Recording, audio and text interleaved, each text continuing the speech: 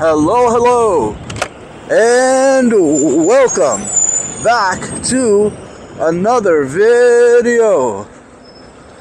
I am in the South Bronx of New York City, and I am on the Veteran Sherman electric unicycle.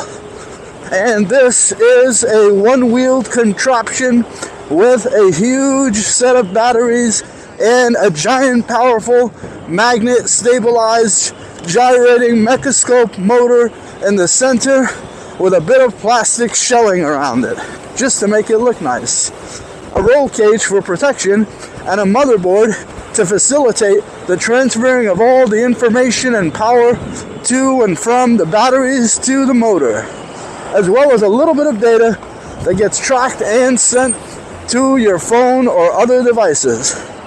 Take all that and you have what you see here, a space human like myself, geared from head to toe for safety and with years of experience managing and dancing on this thing, for lack of a better way to describe it.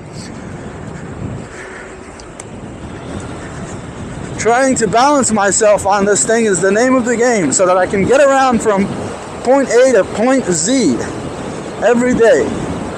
A lot of people wonder, am I riding this thing for fun or for transportation? The answer is both. I do it for both things. Folks, this question is always lingering on all of our minds throughout eternity. All the generations before us and all the generations that come after. And it will remain largely unanswered in the absence of one essential factor, faith. This question has been on the forefront of my mind throughout my life, and I'm sure, no doubt, on yours. If you're watching this today, you've come to the place to explore and discuss the greatest question in the universe, the one that is timeless. Where are we going? Where did we come from? This whole thing, consciousness, our human brain, which has had impact across the planet and even amongst the stars up to this point, and perhaps beyond, and the ability to perceive time and space front and back, is just a unique part of the human experience that is not found anywhere else. So with that, the question of where did we come from and where are we going? What's this all about? Guys, I want you to know my personal take on this question and how I feel about it and what my answer is. Because unlike a lot of people walking around this world, I want to tell you this. My personal understanding of the answer of this question is definitive. It is an answer that I am sure of. It is a way that I feel that is unwavering and a way that I'm content explaining and sharing with others, and feeling that everyone who knows and hears this definition should also accept it 100% and should also be as unwavering as I am. It is an answer that fills me with a feeling of contentness and satisfaction so I can move on and live my life and do other things, while always taking the answer into consideration. I know exactly where we come from, and I know exactly where we're going. And it's not a huge mystery to me.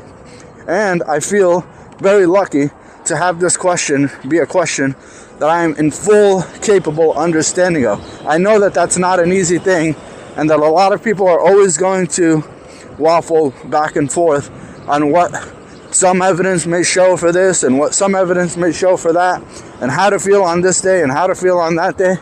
Well, for me, I felt steadfast and secure with the way I interpret it from day one all the way for the days to come.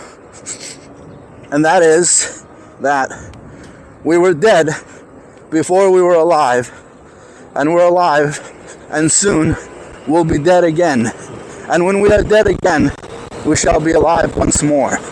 And that may sound very cryptic and uncertain, but I will tell you this, it's not, and it's evidence-based, and it's science-proof, and it's science-based, and everything in between. The thing is, we were already in existence as a soul long before we received the body, and our stories were already told and already written from long before our presence and our existence in its current state. And soon, once again, we shall return to the soil from whence we were raised up, from the dirt, and in the soil once again we shall rest and find our eternal resting place for our bodies that we have been loaned, that we have used and enjoyed and commiserated over.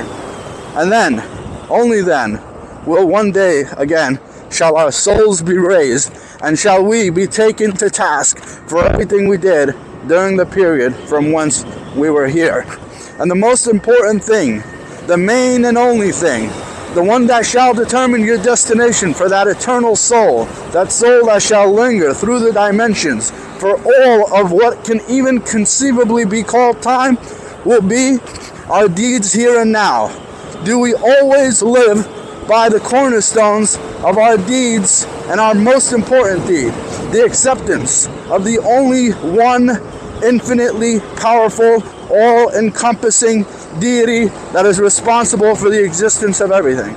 If and only then do we accept and recognize that and understand that we here are nothing. We here are but mere creations. We here shall be held accountable and justly judged on every waking moment and every thought we've held during our fleeting short moments here in this world, and that the great justice will reign in, and all things good and bad will be sorted out, and all ultimate justice will be served for anything and everything that ever took place throughout creation.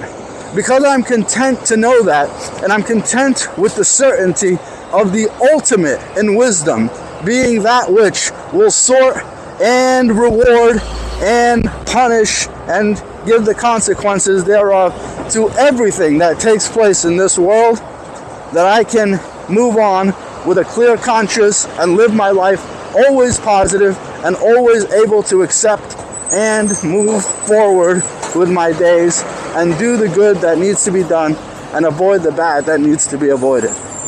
Folks, I urge you all to consider this as the great and truthful timeline of the universe and as our purpose here in this world. And if you don't, I'd love to hear in the comments what you think and what you understand our presence here to be.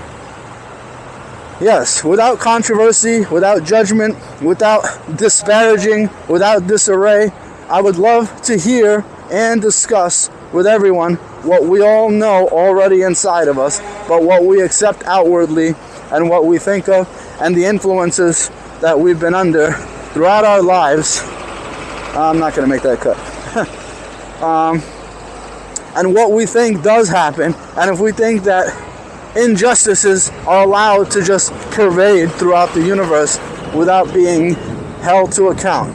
I don't think so. I refuse to accept that. I know very well that everything, and I mean everything, will be justly sentenced, if you want to call it that, or justly sorted out on the great day when this earth and this universe cease to exist, when nothing as we know it no longer remains present as we understand it to this day.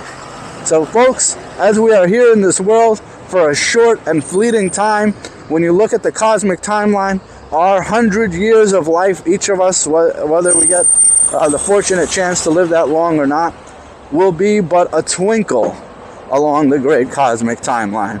Nothing but a flash in the pan, if you want to look at it that way, when you look at the billions of years of the creations, of existence of rocks and asteroids flying through space.